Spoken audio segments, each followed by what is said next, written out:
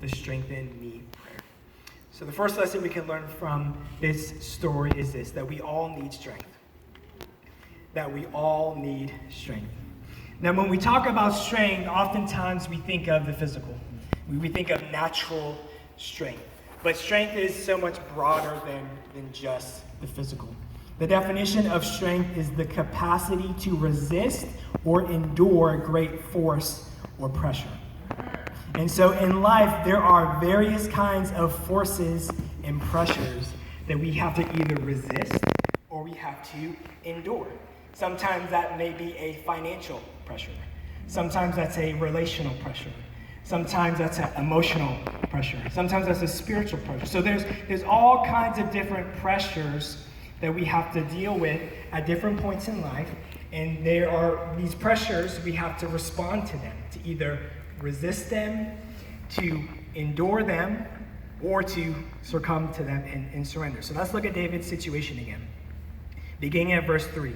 When David and his men saw the ruins and realized what had happened to their families, they wept until they could weep no more. So in this moment, the men are visually seeing their home, their camp destroyed, and their families missing.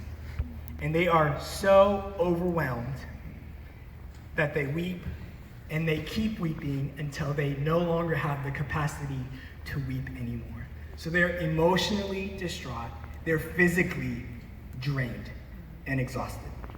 And then it goes from bad to worse for David, because verse 6 tells us David was now in great danger because all his men were very bitter about losing their sons and daughters, and they began to talk of stoning him.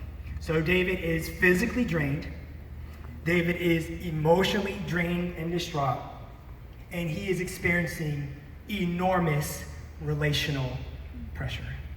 I mean, to say that it was enormous relational pressure really does not give justice to the pressure that he was feeling in that moment by his men. And the intensity of what they were feeling in that because of that situation and towards David specifically. So that was a very serious situation that David was walking through.